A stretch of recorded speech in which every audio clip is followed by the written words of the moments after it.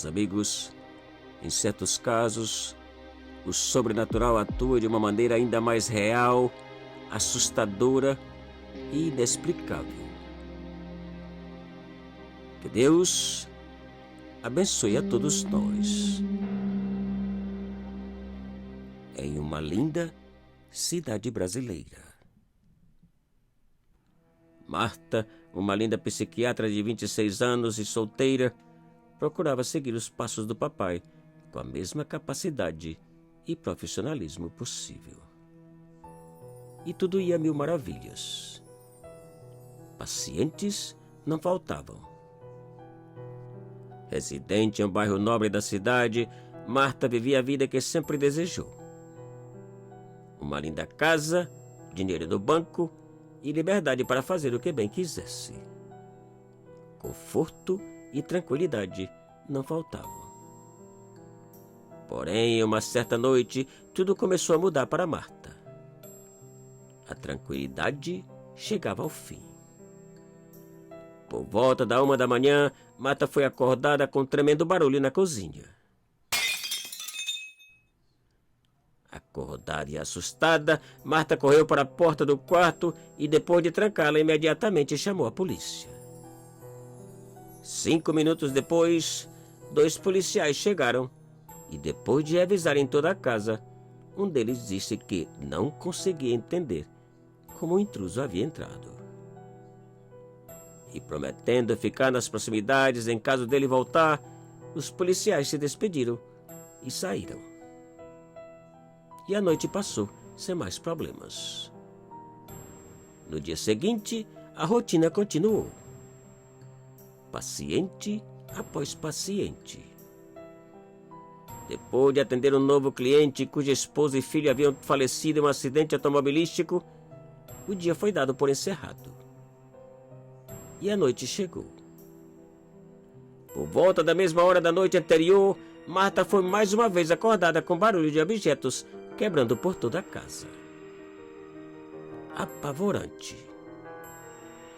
E outra vez, a polícia foi chamada, mas nada encontraram.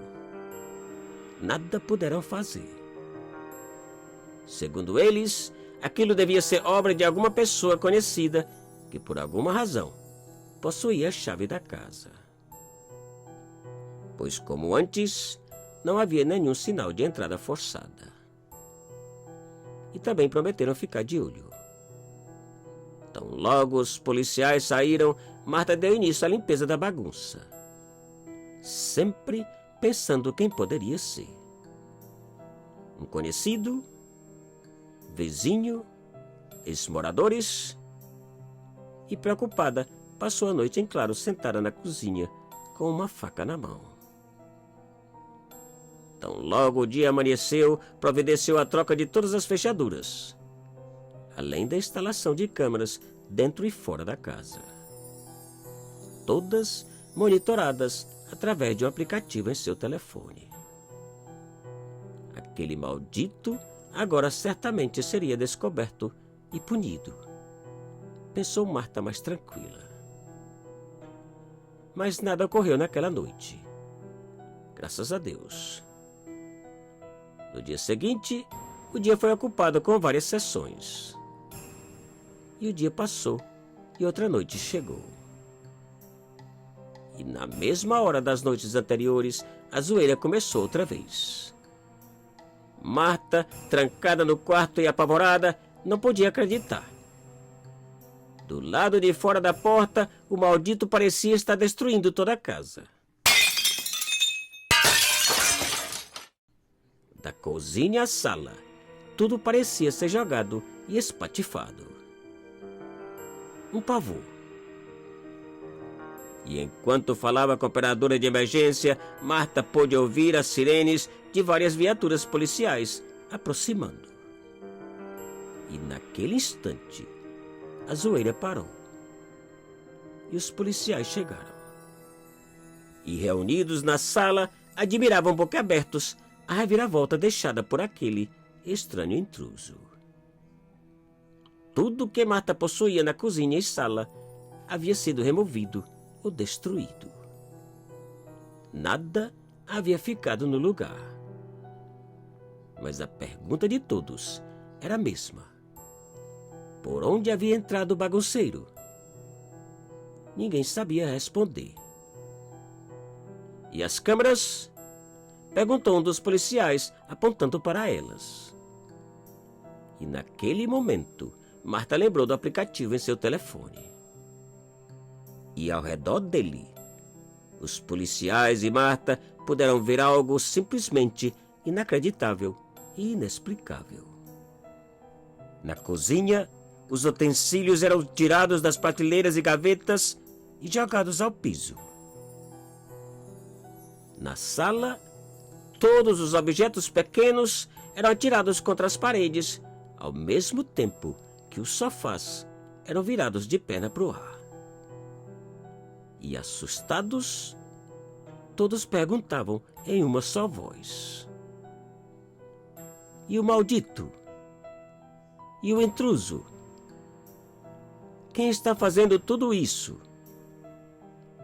Ninguém podia vê-lo. Ele não aparecia nas imagens. Impossível entender. O medo e os arrepios sentidos por todos eram cada vez mais fortes. E a pedido dos policiais, Marta resolveu passar a noite fora dali. E rapidamente, ela agarrou sua bolsa e, ao entrar no banheiro para pegar algumas coisinhas, pôde ver no espelho algo que lhe fez estremecer. Uma simples palavra escrita, seguida de duas estranhas iniciais: Saia. R.S. Segundos depois, ela e os policiais abandonaram a casa. No caminho em direção à residência do papai, Marta tentava descobrir o que significava as duas letras. R.S. Sem sucesso. Minutos depois, sentados ao redor de uma mesa na cozinha do papai, Marta contou tudo o que havia acontecido em sua casa. Contou da quebradeira, da gravação e do escrito no espelho. E ao terminar, ela notou que o papai estava surpreso, espantado, pálido e com os olhos arregalados. Depois de alguns segundos de silêncio, o papai lhe contou a história de um paciente que teve anos atrás, quando ainda trabalhava. Um jovem senhor chamado Roberto Silva. Um jovem senhor que, depois de semanas em tratamento, havia cometido suicídio juntamente com a esposa e filho. Acidente automobilístico intencional, concluiu o papai com tristeza. Marta não sabia o que dizer. Não podia acreditar na possibilidade daquele senhor ser o responsável do que acontecia em sua casa. E a noite passou. Na manhã seguinte, Marta dirigiu-se ao consultório sem saber o que fazer com relação à sua linda casa. Viver naquelas condições era assustador e simplesmente impossível. E envolvida com um paciente e outro, o dia foi passando. Porém, ainda faltava uma última sessão. Um último paciente. Bob. Mas ele ainda não havia chegado. Enquanto esperava por ele, Marta observava o histórico daquele jovem senhor. E pouco a pouco, as coincidências foram chamando a atenção de Marta.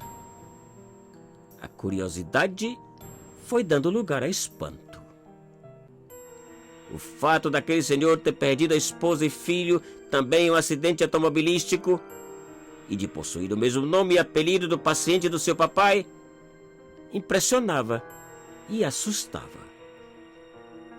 Mas o mais chocante e aterrorizante era o endereço que ele havia colocado em seu cadastro.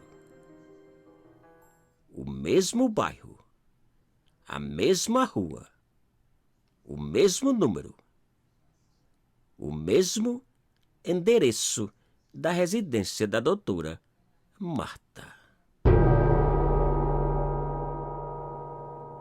Te cuida e muito obrigado.